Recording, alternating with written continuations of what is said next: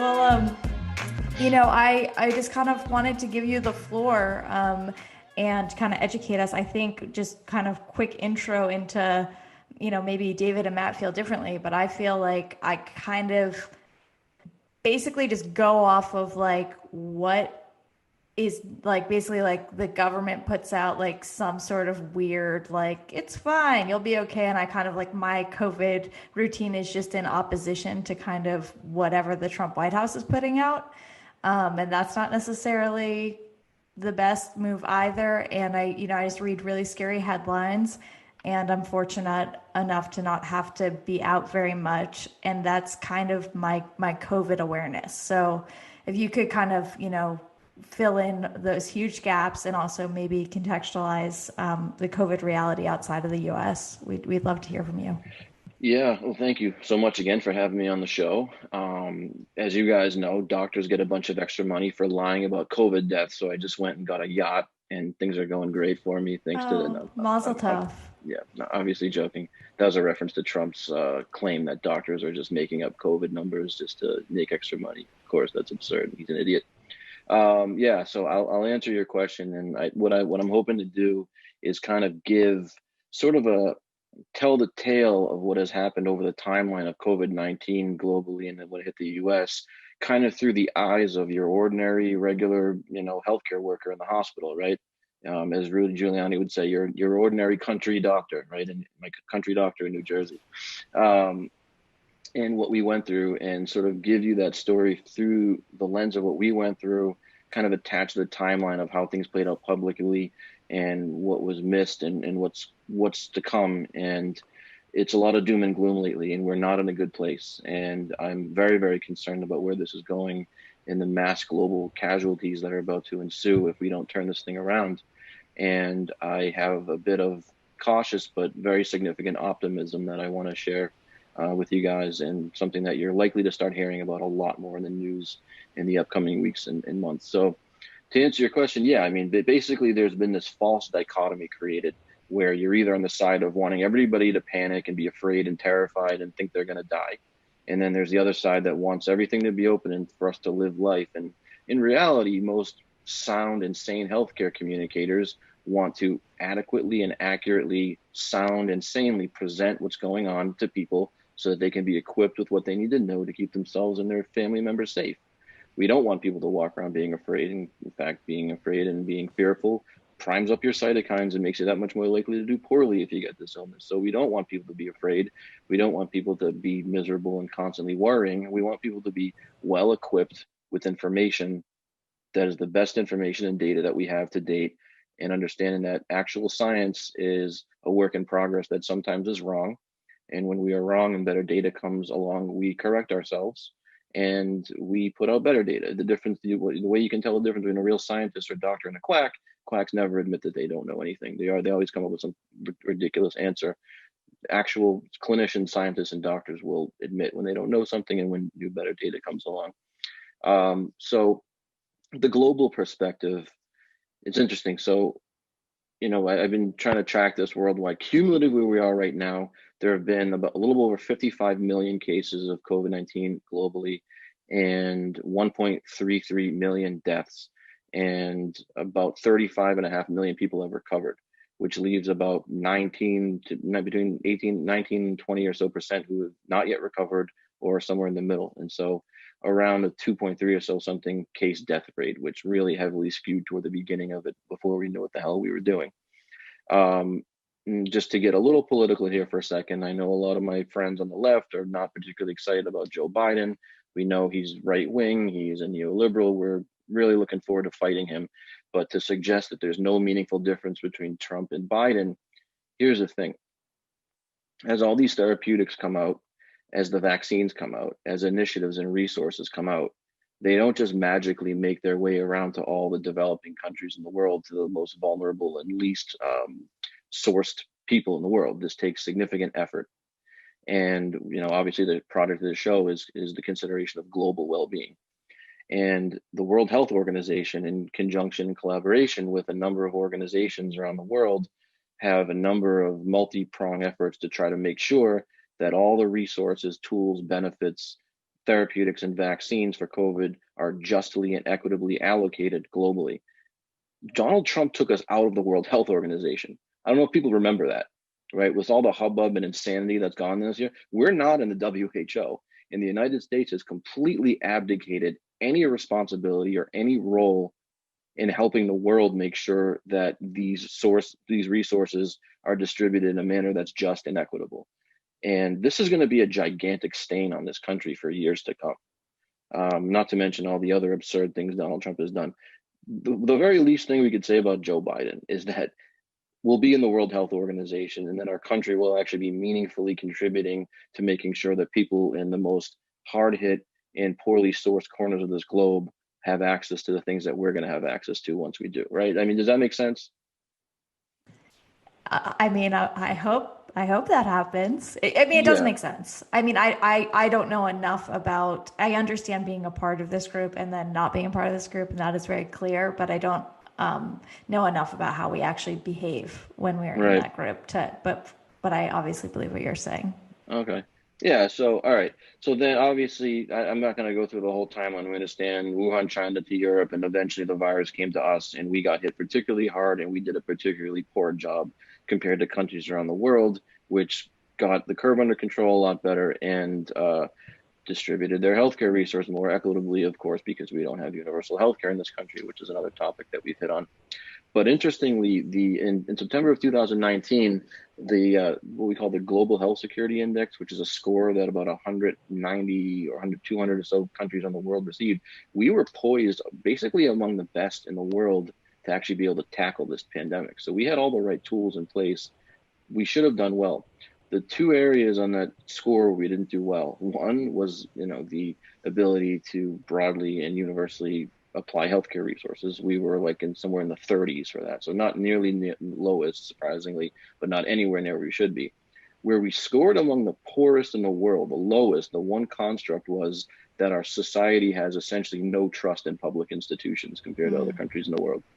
And so probably what we needed was somebody in the White House, somebody in the Oval Office who could speak calmly and in a manner that's non-divisive and to say in a sane and sort of sound manner communicate things in a way that people can behave, believe and go along with. Instead, we have a sociopathic game show host who's Sure. also like a sleazy real estate hustler whose job it is to basically run a gigantic PR campaign to make it sound like he's doing a good job as a first order objective, and like the distant second objective becomes to actually help people. And so of course at every If that is the second objective. distant, right? And so essentially, the government is staffed at basically like a kakistocracy, which is a government run by the least competent people in the entire society, which is basically what we have. And so Mm. at every level we failed. We rejected the test that they already had in other parts of the world. The pandemic response team that they were left with was completely disbanded. And states, in particular municipalities all around the country, were completely deprived of resources that they needed. And this thing just completely slammed us.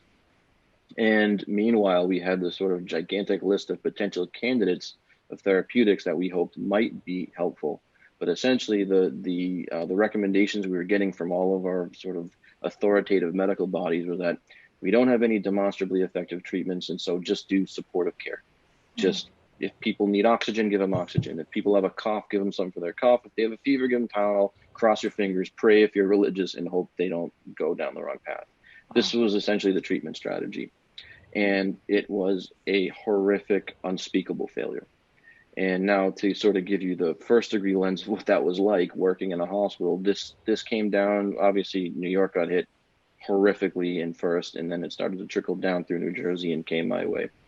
And if you've probably heard or read about, they've talked about in the abstract how hospital committees were forming to talk about what are we going to do if we run out of ventilators? What happens when that next patient gets sick and there's no vent for them or there's no resource for them? What are we going to do? I was a part of those committee meetings. I'm a member of hospital leadership. I was sitting in those rooms. This was such a surreal time. And also I'm a practicing clinician, so I'm on the wards actively managing, but I also have a team of doctors that report to me that I'm in charge of keeping safe, not to mention the medical residents and students that I supervise, so I have to keep safe. And so I'm trying to take care of my patients. I'm trying to manage the staff. I'm trying to balance my own mental health and not go crazy because I'm worried, am I going to make it out of this alive? Am I going to come home and bring this to my girlfriend and get her sick, right? So this is essentially what's going on and swirling around in the mind of your average clinician. I'll say clinician because it's really nurses, respiratory therapists, not just Sure. doctors. And so then the surge starts to come in, and it's just patient after patient after patient, and they're coming in so horrifically sick. I've never seen anything like it in my life. I hear people talk about how this is just like the flu, and oh, car accidents are worse. This isn't so bad. I mean, I've been a doctor in practice in the hospital during bad flu seasons. I've never seen anything like this in my life. People were just horrifically decompensating, just more rapidly than anything I've seen. I'd leave after my 12-hour shift at 7 p.m., come back in the morning. People I thought were doing well were dead. You know, their names would be on the wall, and I'd have to do their death certificate. What month is this? Like February to Good question. April? What time frame is this? This is like early March, I believe, going into like later March. Okay. And, you know, now the data comes out about hydroxychloroquine, where there's some early, somewhat promising, but very spotty observational studies suggesting that it might work. So we're trying to give that to our patients. Basically, it just made people crap a lot. It didn't really do anything, but it's really all we had. And specifically, the one, and what I think is going to go down as one of the biggest public health failures and catastrophes in medical history, was the specific recommendation that we don't use steroids. We were told don't do it unless they're really critically, horribly sick, lungs filled up and all whited out, going on a ventilator, then you can. Otherwise, don't do steroids, not recommended. You might harm people. And so we were just basically patching things up. It was like if somebody planted pipe bombs all over the hospital and we didn't know how to defuse them. So we just wait till they go off and then go try to put out the fire. So who said don't use steroids? That was like, this was the NIH, the WHO, the CDC, the FDA, just all the authoritative medical bodies, all the pertinent medical societies essentially adopted this motion. And this notion, this was based on their review of previous coronavirus outbreaks, namely SARS-CoV-1, Middle Eastern Respiratory Syndrome, MERS, and some of the other previous viral lung syndromes. They reviewed the data and they came to the conclusion that it might actually help the virus replicate more quickly. And so we were essentially just doing nothing except trying to help people feel better as they horrifically crashed and died. And as the hospital wards filled up and up and up and up, we were trying our best to give all the patients their due care in their due time they needed, but yet making sure that we don't leave anybody else unattended. Meanwhile, every 5 minutes, we're getting phone calls. This guy's desatting, which means your oxygen levels are plummeting. We're intubating people. We're pronouncing people dead. It was a horrific time, and I was really. And were these people of all ages, or was it mostly all ages? Yeah, 40s, couple in their 30s, 40s, 50s.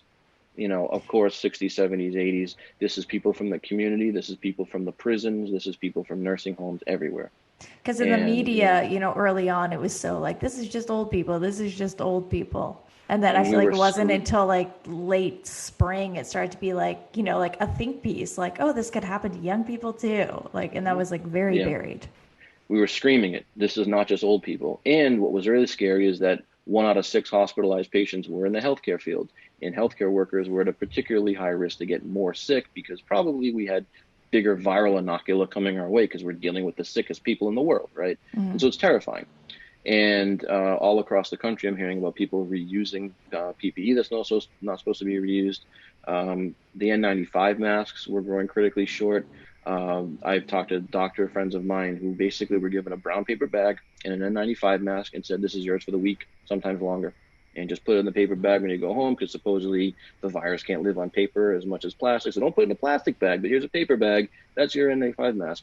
Now, the new study presented at the ACEP, the American College of Emergency Physicians, says that after 2 days of consecutive use, 50% of N95 masks fail. So, and of course, across the country, they're now recycling these things. So after you use them, they put them in a little box, they clean them with steamed, heated hydrogen peroxide, and they put them right back into circulation. So we don't even know how many of these are actually still forming a good seal. And so all the while we're wearing it, oh man, like I just saw like my 20th COVID encounter today. Did I have a good seal on my mask? Did I doff my protective equipment appropriately? Is today going to be the day that I get sick? All right, then you go home, you're basically stripping naked in your garage with this hot zone coming in, jumping in the shower, just doing everything you can not to bring it with you into your home. And then there's the somatizing, which we all do, right? Every day we all have a little blip in our chest. We feel this, a tickle in our throat, and we don't think anything of it. We move on. not Were in the middle you, of a COVID crisis. Every little sorry. symptom that, sorry, go ahead, please, please.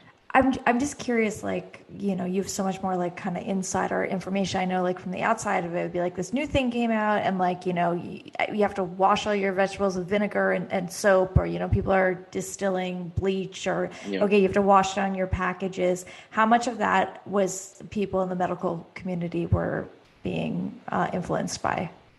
Yeah, that was, I mean, essentially we overestimated the role of fomites, meaning things that are infected on surfaces, and we underestimated how much aerosolization out of people's mouths were causing it. So what was Fauci saying?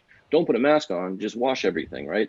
So we're Right. washing our Doritos, but we're not wearing masks in the stores. It was the exact opposite, which is the case of so many things, right? So I Um, interrupted you when you were saying that you have to be like, extra cautious about any symptom that you may or may not Yeah, be it wasn't experiencing. even that we have to. It was just, it was unavoidable. And it was like, you think it's just you, and you're just walking around and you're like, this is it. This is how I get my COVID. This, I have it. And then it would turn out to be nothing. But it's that constant state of stress. And then I would talk to a colleague and I say, hey, is this happening to you? And they'd say, yeah, I thought it was just me. And so we were all kind of suffering in silence, all thinking, hey, why is everybody else being so brave? I'm so afraid. We were all afraid, and we were just Of kind of, course. nervous. And so it's this constant state of stress. And there were days I came home in tears, just crying in my girlfriend's arms because I had just pronounced 5 people dead that day, and I've never been surrounded by so much death in my life. Sorry, it's a little No, difficult to no, talk no, about. please, please. Thank you. Um, and it was just, this was a full blown mass casualty zone that we were experiencing in the And hospital it didn't all have across to the be this country. way. And yeah, and it really did. And then so I mentioned the steroid thing, so Yeah. I'm gonna kind of do a little Tarantino thing and now go back a little bit. So, Chapter one. yeah, not to mention, we were being told we got this very faulty intelligence that ordinarily when you're low on oxygen, you get the little nasal prongs. Everyone's seen that if you've ever watched a movie where someone's in the hospital. You can generally go up to about 6 liters a minute of oxygen. Then if that doesn't work, you can go up to about 15 liters a minute on a mask. And then we've got all these different modalities that we can use ordinarily, where we can start at 30, go to 40, 50, 60, 70, 80 liters a minute, all non-invasively to avoid putting people on ventilators. We got some very bad intelligence that you had to stop at 15, because beyond that, these other contraptions were going to aerosolize the virus and create just these untenable occupational hazards. And so if at 15 liters a minute on a non-rebreather mask, your patient's still huffing and puffing with low oxygen, you got to stick a tube down their throat, endotracheally intubate them, and put them on mechanical ventilation. And so we had this early intubation strategy, which is what happens when you put someone on a ventilator. We now have to medically essentially induce a coma, often use paralyzing agents to relax the chest muscles because the lungs get so stiff. You have to remove any external sources of pressure inside the lungs. And we have people laying on their stomachs in ICUs. And as it turns out, when you intubate people early, you increase their likelihood of dying to about 70%. And so that turned out to be complete garbage. As long as you use the appropriate, what we call HEPA filter, it completely traps all the virus inside the contraption. We didn't need to be doing that. And so many people died that probably didn't have to die just because of bad intelligence. Now, meanwhile, there was this group of researchers called the Frontline COVID Critical Care Group, not to be confused with America's Frontline Doctors. That's the demon sperm lady doctor, the right wing operative group pretending to be, a grassroots group of They're doctors that. very good with their names. Oh yeah, yeah. So this was the group that basically formed after Donald Trump came out and said hydroxychloroquine was sent from heaven. It's the cure for COVID. And like everything else Trump does, a band of acolytes now has to form to just cherry pick information to prove him right. And that's what America's Frontline Doctors was for. And the data on hydroxychloroquine was so underwhelming. It was very clear it did absolutely nothing, but Trump has to be right. And to this day, there's still a cult around that drug, which is so weird to me because I'm a research and data guy. Even among doctors, I'm nerdy. This is my topic. I love getting into data, evidence-based medicine, appraising literature.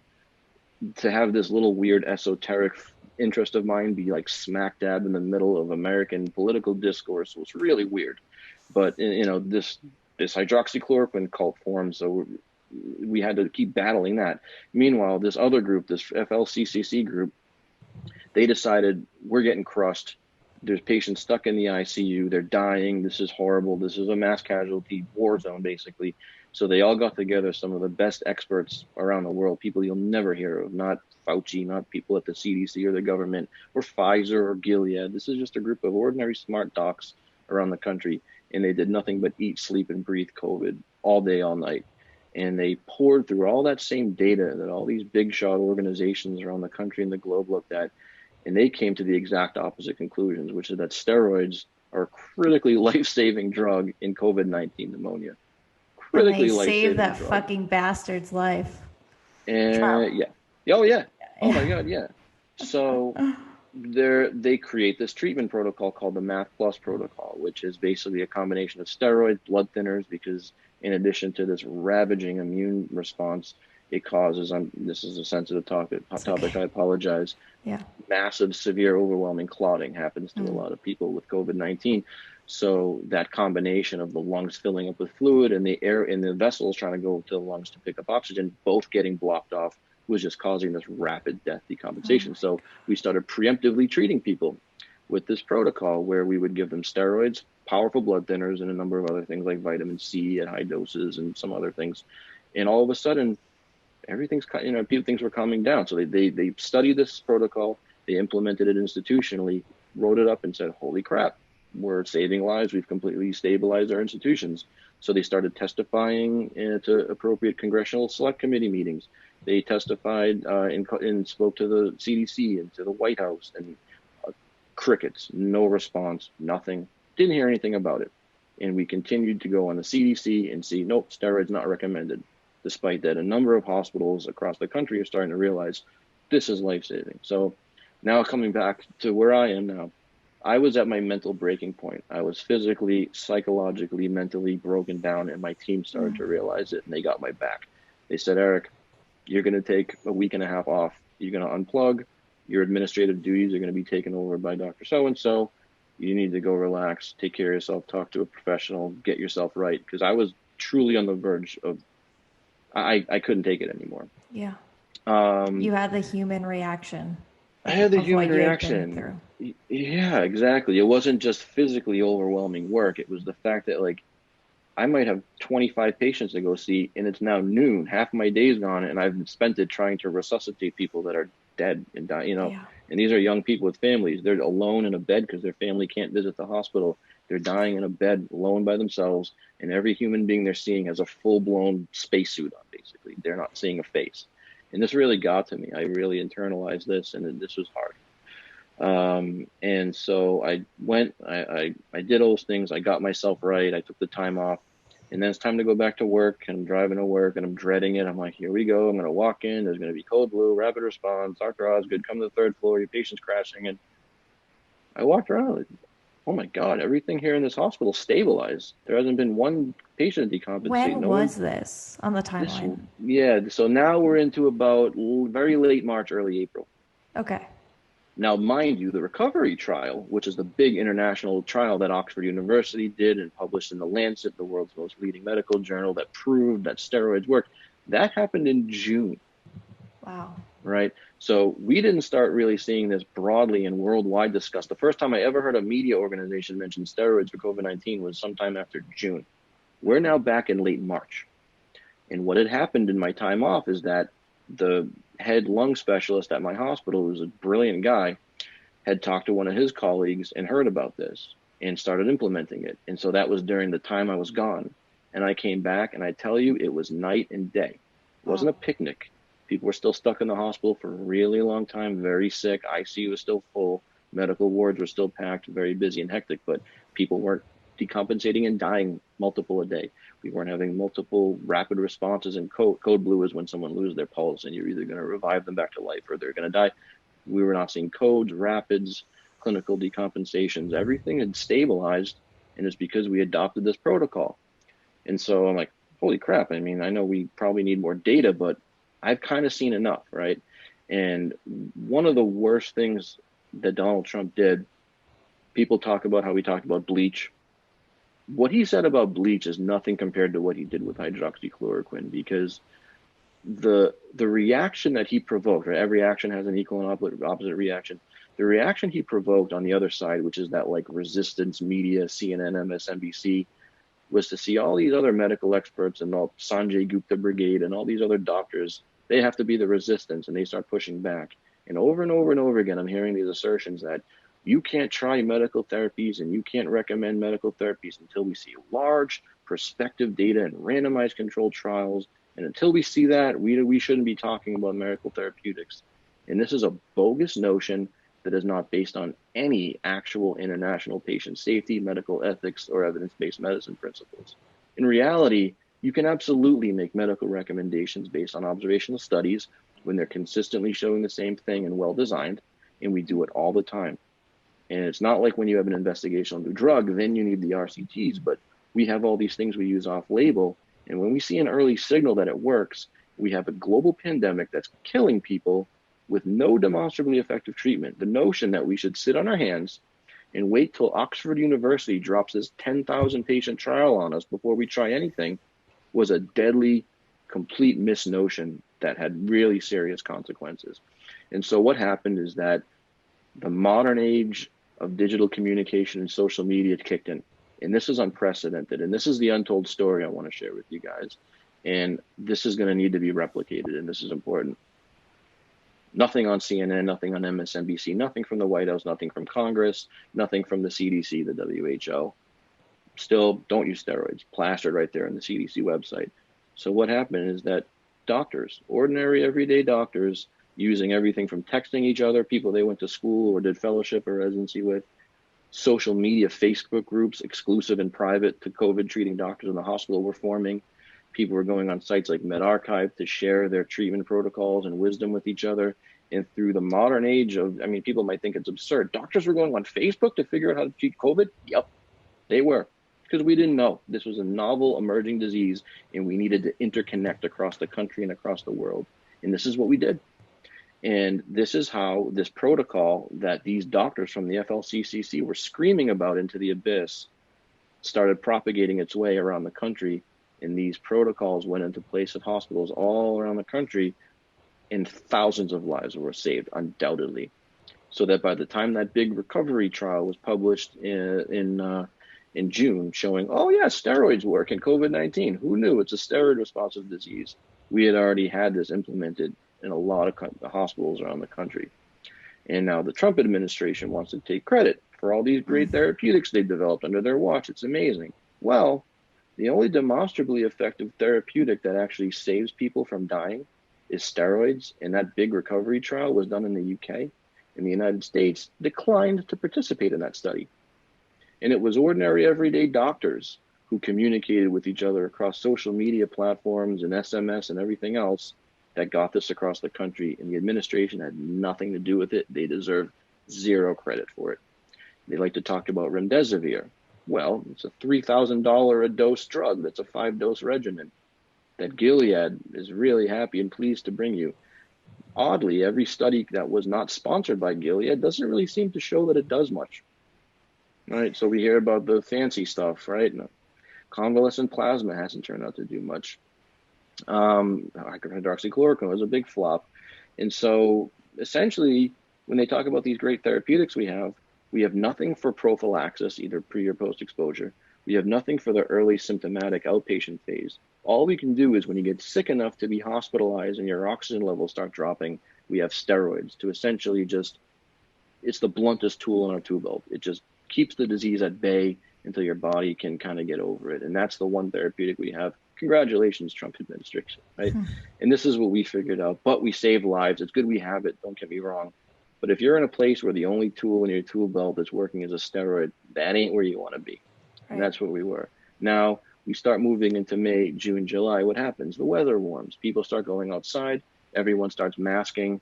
This is good because anybody who is acquiring the virus is probably getting an attenuated version of it because it's been aerosolized through UV light. We're putting masks on. So my droplets are not getting to you. Your droplets aren't getting to me, and to the extent that any droplets might be getting through your cloth or your surgical mask, the viral inocula are lower, and so case death rates started going down, and deaths among hospitalized and critically severely and moderately ill started going down because steroids and anticoagulants or blood thinners were so effective, and we started getting a little cocky. Right, summer's gone, the case deaths are down through a lot of the country. The virus is still ripping through a lot of the country, but in New Jersey, New York, Massachusetts, things were looking pretty good, right? But what Fauci was saying all along was when the weather starts getting colder, people start going indoors, people start getting a little loosey-goosey with the guidelines and getting kind of sick and pandemic fatigue, we're going to see a resurgence. And sure enough, now the primary driver of the spread of this virus is small indoor household gatherings. Because people who were gathering over the summer were all hanging outside. And anytime you went inside, you put a mask on. I'm not going to leave the house with it. I'm not going to go inside your house without my mask on, right? Now, all over the country, people are getting together inside and they're not wearing masks. And there really aren't good guidelines that have been widely available and easily digestible. For example, you shouldn't be having a household gathering right now. You shouldn't be gathering in your home with anybody that you don't already see on a regular basis. But for people who are going to do it, you got to have a window open. You got to have air circulating in and out of the room. You should not be hanging out for more than 2 hours. You should be wearing masks. If you do that, if one person is asymptomatically carrying it, it is likely no one else will get it. If you have no open windows, you meet for 4 or 5 hours and you're all hanging out, laughing, talking, even if you have masks on, just about everybody will get it if only one person is carrying it. This is what it takes, right? Now, this is what's happened. And so while it's nice that people are, dunking on people that don't like to wear masks when they go into stores, and, we all got those Target Karens that show up and make a stink about going into the store with their mask. That's really not what's driving it right now. It's these household gatherings, right? Again, the liberal media on the wrong trail. Yeah, exactly. And so now all the vaccine talk, right? Vaccines, Pfizer's going to save the world. Moderna's going to save the world. Vaccines, hip hooray. Okay, well, where are we right now? We are in a place where these death rates are accelerating almost at a vertical line, tracking basically what happened with the 1918 pandemic, which is that hellscape we went through in March might be just an appetizer compared to what we're about to go through. If we're lucky, one of these vaccines will be available maybe in late December for people like myself who work in healthcare, and for very high-risk individuals, elderly people in nursing homes or immunocompromised. By the time these vaccines are widely available for distribution, we're going to be months ahead of that. And by then, so many deaths are going to happen if we don't change the course with something else other than these vaccines. Right? Can I ask you something about the vaccines? Please. And please don't take it the wrong way, because it's just me being not knowledgeable. Taking a rush to market first gen of a vaccine, is that something that should the frame of reference be you should be so lucky, or is it a bit of a gamble and there could be some serious things we don't know about this vaccine yet? Yeah, in a sense, there's people in parts of the developing world that would love to be able to have that problem. But on the other hand, no, this is we don't have a long history of mRNA-based vaccines. Historically, most of the serious vaccine reactions that have happened have been within a period of time shorter than the length of time that a lot of these subjects have been followed. I think at this point in time, the safety concerns of getting the vaccine are probably outweighed by the safety concerns of the unknown long-term effects of if you get COVID-19 and all the crazy immune things that you guys ever see the movie? So you're not worried about the Russian chip? No. Well, it's not that I'm not worried about it. It's that you guys ever see the movie Awakenings with Robert De Niro about the Parkinson's patients and all that? No, I haven't. Yeah. Well, those people were all survivors of the 1918 flu pandemic, and that very prolonged severe neurological damage was basically what we call a non-suppurative sequelae of having that illness. And so we have no idea what the actual virus is going to do to us long term. And so what I do is I always weigh risk benefit. Yeah, the vaccine, I'm not going to be watching I Am Legend anytime between now and the time I get my vaccine. A lot of movie references, sorry. I have seen I Am Legend. All right, good. Yeah, the Kripa vaccine, right? So, yeah, but I think the problem is if our project is global health and global well-being and justice around the world, is a vaccine that has to be kept at negative 70 degrees Celsius going to be a way that we're going to get equitable and just distribution of desperately needed vaccines around the world? Probably not, right? And is remdesivir costing $3,000 a dose going to be a way that we get just and equitable disease treatment around the world? No, it's really not. And the timeline of these vaccines, even if we are going to trust them, which again, to the extent that I would say is that, well, again, let's back up a second. Your typical average flu vaccine is anywhere from 40 to 60% effective. If these are really 90 to 94% effective, the number of people refusing the vaccine may not be as important if we can get that many people seropositive. But it is probably going to be better for us globally and as a society if more people do accept it. And I think most of the safety concerns were kind of out of that window in a lot of those subjects who have done well. And that's not to say that it's going to be a lovely experience to get this vaccine. And that's another thing I've been screaming is that when I went back and looked at the phase 1 trial data from these vaccines, a lot are really unpleasant side effects. And if the media is not open about that and we are not transparent and really upfront about that from the get-go, and people around the country start having these really unpleasant side effects, there's going to be so many, there's going to be so many anti-vax subcultures that form. No one's going to want it. We have to be real with people, because when you give something that's what we call antigenicity, it has antigenicity, meaning you give it, it tells your immune system to start ramping up antibodies that causes symptoms, and people kind of have to be ready for the fact that you're going to get this, particularly the second dose that they give you. A lot of people in phase 1, even at the lower doses, had some pretty unpleasant side effects, but they passed. They were mild. No one was hospitalized. No one had bad nerve damage or anything like that. So I do think we should be, but if we're really going to turn the tides on this thing, and this is where I wanted to get into my concern, but yet my optimism. Going back to that early part of the pandemic when, despite the rest of the world and the mainstream media and all of our institutions were sitting around waiting for, please Oxford University, please Harvard University, give us a 10,000 patient double-blinded placebo-controlled trial proving this works before we do anything. But yet we had some doctors around the country who were being doctors and understanding that evidence-based medicine is never meant to be used as a sole decision-making tool. You're supposed to incorporate it into your clinical wisdom. And in fact, the World Medical Association has a specific chapter on unproven therapies, which say that as a clinician, as a doctor, you should always do what you, in your best judgment, think is going to alleviate suffering, restore health, prevent death. And so again, doctors being doctors instead of just blindly and robotically deciding, hey, I will follow what the CDC, I will follow what you say, I will follow what Tony Fauci says. All due respect to Dr. Fauci, he deserves a lot of respect.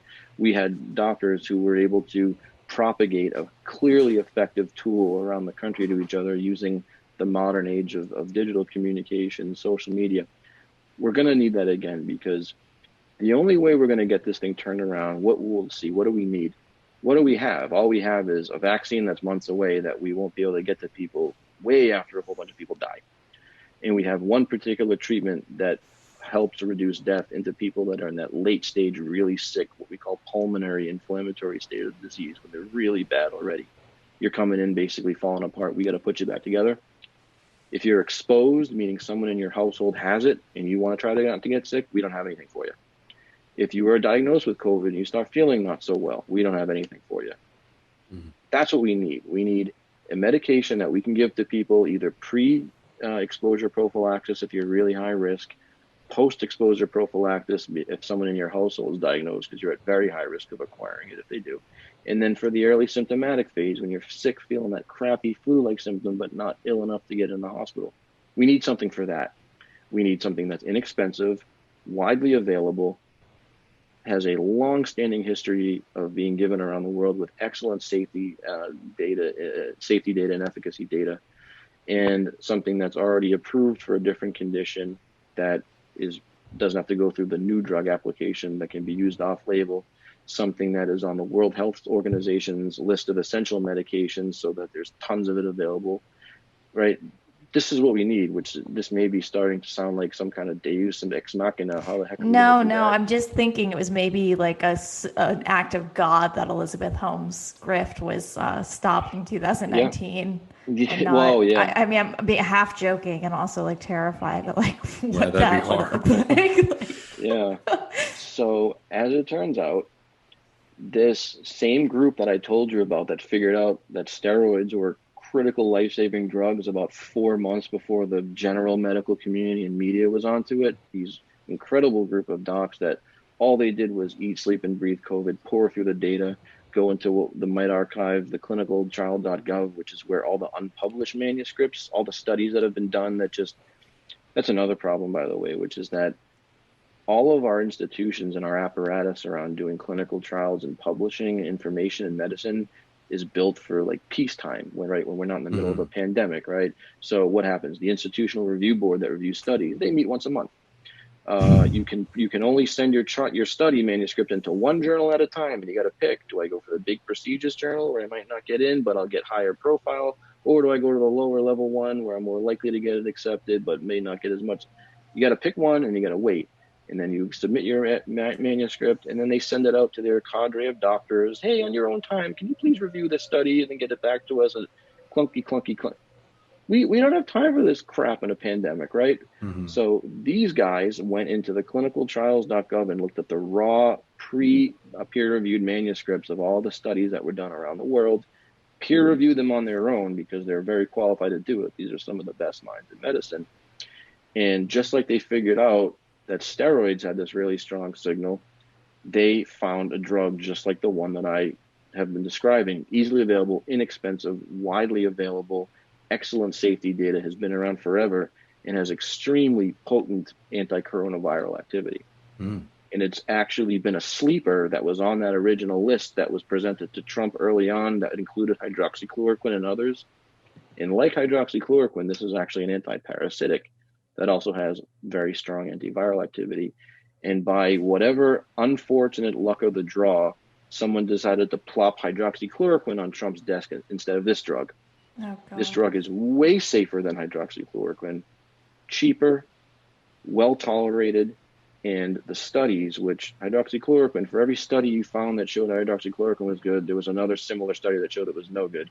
As the higher quality trials started coming in, it was very clear this drug was bunk, and all it was doing was giving people the runs, more or less, and sometimes causing cardiac induction problems. This drug has been there the whole time. It's a sleeper. And if you go back and you look at the data from over and over and over again, all the trials that have been done, and you guys, I'll tell you what it is, and I'll tell you where to look it up. You're going to be like, it works, effective. Everything you're going to Google is going to show positive results for this drug, and you're going to be asking, why the hell is this random doctor from New Jersey the first person telling us about this? Why hasn't the media talked about it? Why isn't the Sanjay Gupta brigade talking about it? Why isn't Tony Fauci talking about it? This must be one of these other crazy doctors that think he has the cure. Well, here's the thing. This is why Trump did so much damage with this whole hydroxychloroquine nonsense, because he put us on such edge where there's now so much noise and every doctor coming out of every corner, every woodwork saying, I have the cure, it's this, it's that. And we've had nothing but failures. Everything that we've studied has failed. And now the medical community is doing the same thing it was doing back in early March and February. It's sitting and waiting. Please, Oxford University, please, Harvard, please, Lancet, please, New England Journal. We need a massive, huge prospective trial before we can talk about anything. And we have to know better. And so the drug I'm talking about is a drug called ivermectin. And this is an anti-parasitic drug that's been around forever.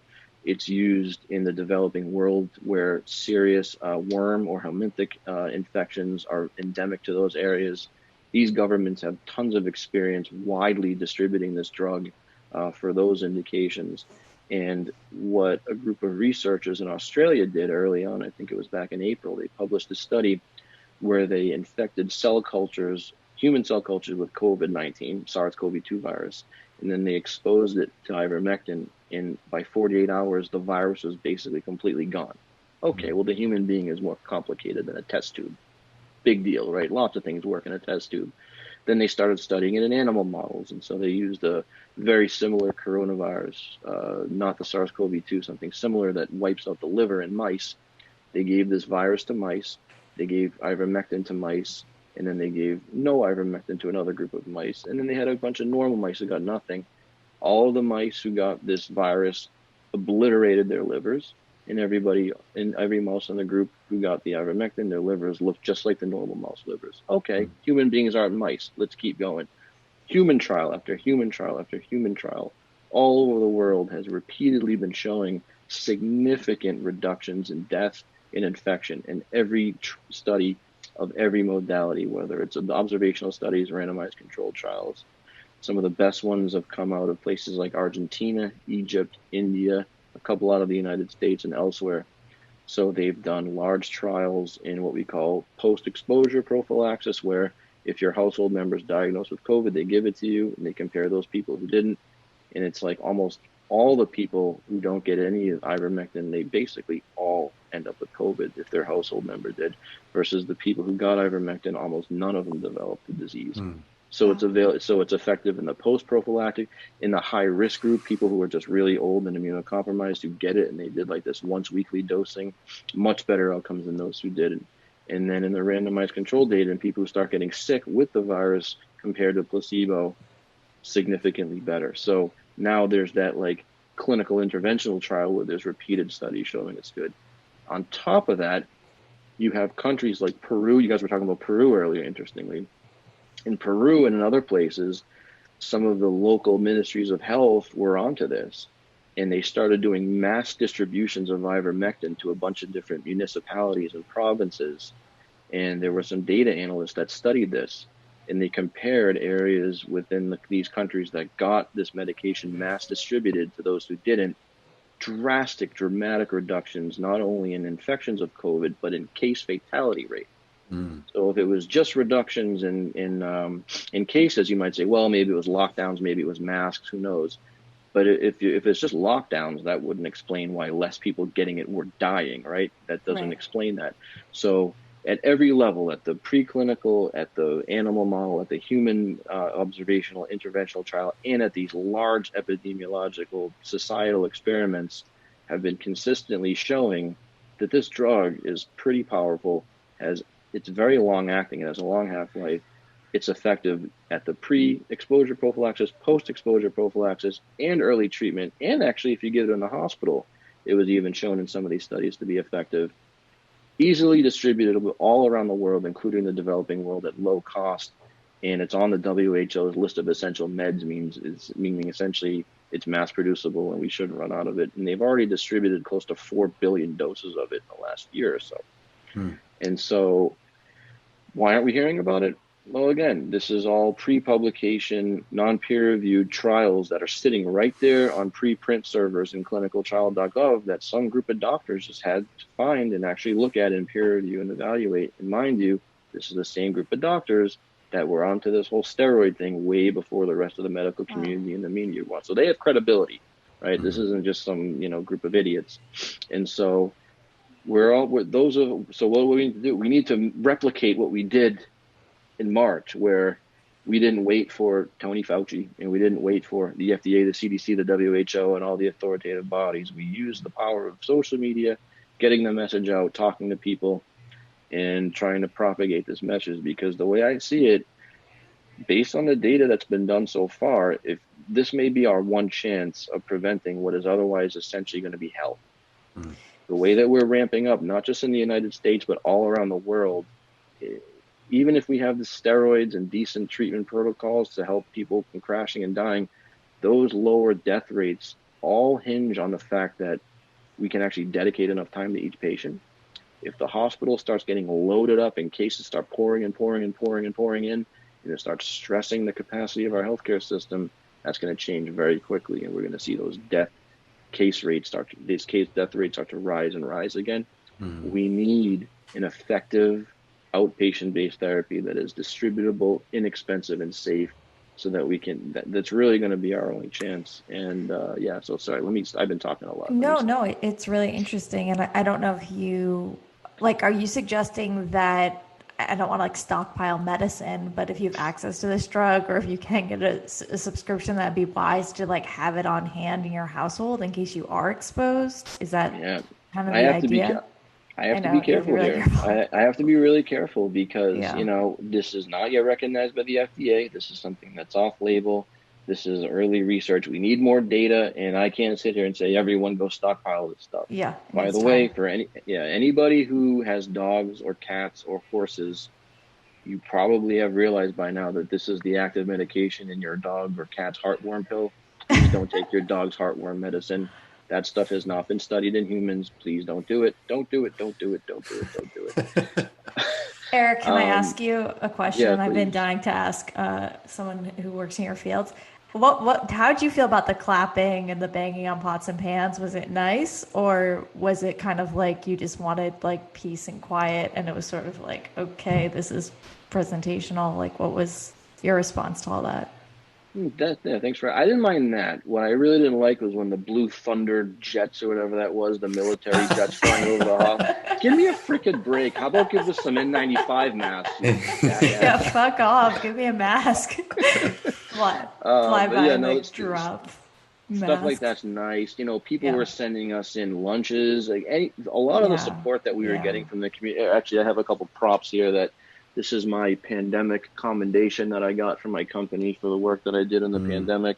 Oh And this wow. is my write up in my local newspaper and my that local news healthcare heroes, and this Wow. kind of stuff goes a Hmm. long way. Pots and pans recognition. It's like on the post game way back in like March, Joshua was nice enough to give me a little shout out on the post game because he had read one of my posts, and Oh, Hmm. awesome. that felt really warm in my heart when Mm, I heard that. Just to get that nice, yeah. obviously because I love the show so much, and just all those kinds of gestures. Even if you think they might sound corny or disruptive, they really do infuse a lot of Hmm. positive feelings in healthcare workers. It Good. helps to know that people have your back. Unfortunately, now it seems like people have gotten a little fatigued with the whole thing, and now we're taking your Thanksgiving away. We're the worst people ever. We're taking your Thanksgiving away.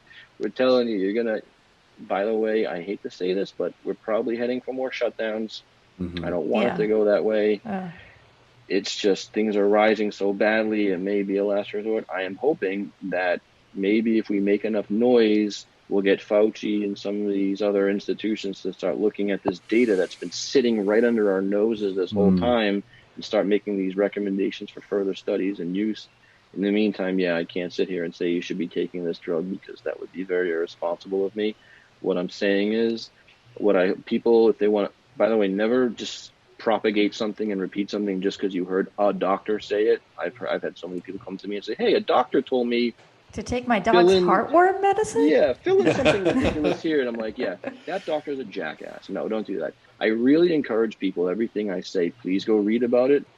Judge for yourself whether I seem to be a credible person. I don't have any financial disclosures or conflicts of interest or anything Except like for the that, boat. except for the yacht and lying and Yeah, making yeah, up COVID deaths on all my patients to get yeah. rich. Which, sorry, this is what I wrote the secret of. That's what you got the Um, plaque for, right? exactly, From yeah. the deep state. The deep state plaque, yeah. But it's called the I Mask Plus protocol. I-mask spelled like the word mask plus. Mm. And Okay. so it's basically a combination of the drug I mentioned plus a number of other things like vitamin C, vitamin D, daily aspirin, and some other things. And then just basic things like washing your hands, wearing masks, maintaining social distancing. And again, these are the same guys that came up with that Mask Plus protocol, which has since become standard of care for hospital COVID management. Right. These are no slouches. And these trials can be found on a bunch of preprint servers for anybody in the medical field that wants to evaluate them for themselves. But this is not some jerk in Trump's office cherry picking some study and plopping on his desk because they want to make Trump look good.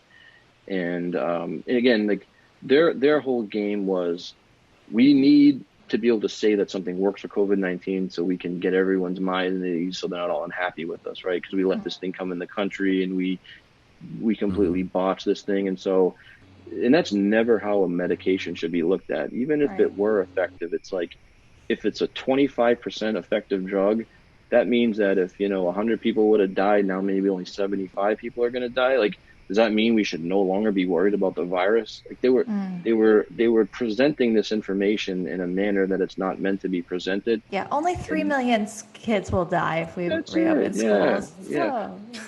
So, Yeah, no, make sure you go on Don Jr.'s Instagram, by the way, when you're done with this. You're, wow, hot you, take. Don, no, dude, he put this video out. He was like, "Go on Yeah. my Instagram, Laura Ingram. I have all the COVID Oh data you need." God. Snort, Oh snort, Lord. jaw. Yeah. Um, but yeah, no, these guys have been running around touting all these wonderful therapeutics. Who needs Scott Atlas, who is Yeah. essentially running this task force now, a nutcase neuroradiologist who's basically saying, you don't need masks. We have all these wonderful therapeutics. Like, yeah, if we took his advice, the hospitals would be completely overrun, and then we wouldn't have these therapeutics, which Mm. we really don't. We have steroids, You don't want to be in a position where you need high dose steroids in a hospital. That is not a picnic. We can save your life and put you back together, but a lot of these people, while they don't die, they are debilitated for months. They are stuck in the hospital for months. They cannot go play with their kids or play tennis or whatever it is they used to do for months and months because their lungs are recovering. Not to mention all the people who are uninsured and underinsured, they get stuck in the hospital sometimes for months, plural, because they don't have any means to pay for home oxygen. And so until we can get them breathing normal room ambient air, they're just sitting in the hospital, and then they start to develop secondary complications from being in the hospital so long. So that comes back to that equitable and just allocation of resources where, as a nation and as a community, we may be falling a little bit short. I do want to say the hospital where I work, I love it there. It's been there since 1874. It's a Catholic Charities hospital. It has a very dedicated mission to serving the poor and the sick in the community. We have great leadership there, and that's really been supportive of us, and that's made things a lot better for me. A lot of my colleagues across the country are not that fortunate, and they are getting pushed to the limit, and they are getting abused, and they are getting under-recognized. They are being put in harm's way, not getting the equipment they need. I'm very fortunate that I've been lucky enough to work in a great place that has treated me well, and my colleagues well. But there's a lot of my colleagues out there across the country getting battered with cases. It's getting brutal. Where I am right now, it's still manageable, although it's ramping up. Just any show of support that people can give to their healthcare workers, they're getting creamed right now. And I know what it's like because I lived through it back in March and April. It's a nightmare. And it's just so much death, so much illness, and so much suffering. And, the people that are out there working in that field and taking care of these patients, these gestures really do go a long way. So to answer that question. But yeah, so I have a message of very cautious optimism, which is that if we don't change things up where we are heading right now, the Washington Post was right. For every now and again, they get things right when they say COVID hell. That was their headline. That's where we're headed. We're headed to COVID hell. And the vaccines are maybe going to bring us back from COVID hell months and months away after lots of people die and there's tons of deaths and casualties. If we can replicate what a lot of us did with that treatment protocol back in March and April with this new emerging therapy that seems to be very promising, I stress, seems to be very promising. I don't recommend people start hitting their doctors up for doses or taking their pet's heartworm medicine. You're just saying it could be. Yeah. It could be. It is very, very promising, and we need our public health institutions to get on this, get these studies peer-reviewed, published, and figure out once and for all, because if we start to see that official, published, post-peer review evidence, it would be almost unthinkable to believe that all this abundance of research showing the same thing is all going to be debunked by some magical peer reviewer. I'm pretty confident that this is effective, and we know from decades and decades and decades of giving billions of doses around the world that it's pretty damn safe. Yeah. That I'm hopeful that if we can kind of replicate that modern sort of platform communication and distribution of that message like we did back then, we'll be able to save a lot of lives, not necessarily just in the U.S., but globally. Because again, the vaccine that's got to be kept at negative 70 degrees Celsius in the $1,000 a dose remdesivir, which may or may not really do much in terms of that ain't it, right? We need to be thinking globally, which is the message of this show, and thinking about how we are going to approach this problem in a way that is just and equitable and righteous in terms of global distribution of these resources. That goes to testing and protective equipment and everything, right? Yeah. And we need to get this ridiculous idiot out of the office so that we can install a boring right-wing technocrat, Joe Biden, who will actually staff his office with people who are not utter idiots, so that we can get this under control, so that we can start fighting him, right? Yes, when we're ready, absolutely. Right. And by the way, I don't know if you guys know this, Trump actually does have a path to 270. Do you know that? No, I did not know that. He could lose 50 pounds. Oh, got him. Eric, I just want to say, thank you, deeply from the bottom of our hearts for all that you're doing and what your colleagues are doing. The whole time you've been talking, I've just had this mantra in my head that just like, only the people are going to save the people. Only the people are going to save the people. And you're just so beautifully embodying your political beliefs, your your integrity, your heart, and your expertise, and it's really inspiring. I think as heavy as, and I have no way of knowing the horror you went through in March, but I think all of those people were incredibly lucky to have someone as caring and empathic there. Even though you're in this crazy spacesuit, I think that must have been such a source of comfort, and I'm so inspired to hear about you and your colleagues and kind of this underground mission you've been on to save us. No one else seems all that focused on it, so we're grateful. Hey, no, that's so. Thank you so much for that. That's really kind. That makes me feel great. I really appreciate that. And this information, by the way, this just came out a couple days ago, so this is really new, kind of hot off the presses stuff. We'll leak it to the internet. This is it, and I would just, if anybody who's watching has friends that are in the healthcare field, anybody, I would just, one thing doctors and people in medicine don't like is when you say, hey, this is the cure. Did you know that? It's going to sound better. You say, hey, I heard a doctor speak on this topic. I would kindly recommend or suggest maybe you look up this eye mask plus thing and read a little bit about it and see what you think, just to get people reading it. And the doctor who talked to us about it seems credible, but just read for yourself. And if you think it's no good, fine. But I'm pretty confident that as this starts to go out more and more and more, people are going to start to realize it. And hopefully the lag time that we saw in the spring, where like it took from like March when a lot of us knew that this was effective until like June, July, when it actually made its way to the media. Faster. I'm hoping we can shorten that a little bit by getting the word out. And it's this is that's pretty much what I wanted to bring to you guys, was this sort of firsthand experience set to the timetable of COVID, with this message of holy crap, we're in a lot of trouble. We are not in a good place right now, but there's hope, but there's work that has to be done. And I hope this was worthwhile and useful. Absolutely. And enjoyable. I've been blabbing at you guys. I guess I should shut up and maybe let you guys make your points or ask questions. The theme of today's episode was, I think, said earlier, the only real sin is not to learn. That feels, amplified right now. Yeah, really. Thank you so much, Eric. I appreciate you coming and talking to us today and all the work that you've been doing. I mean, it's deeply moving. Thank you. It's my pleasure. Having you guys to watch helps, because it's one of the things I get to look forward to. I love learning from you guys. I learned so much. I've become more of a multi-dimensional person, not just medicine, but learning about history and politics and global left movements and things that I had no idea about. You guys are so knowledgeable, so well read, so informative, and each and every one of you bring such an amazing perspective. I feel like I've grown and learned leaps and bounds by becoming a fan of the show and watching it. So I appreciate you just as well, and you've helped me get through this too. I feel like we're like puppies in a pet shop, like a mill, like through our little glass being like just wanting to interact.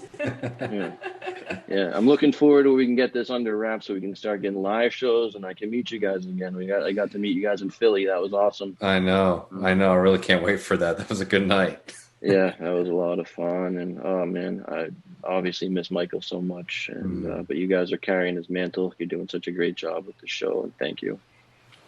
Amen. Thanks, Eric. All right, much love. Thanks, Eric. All right, guys.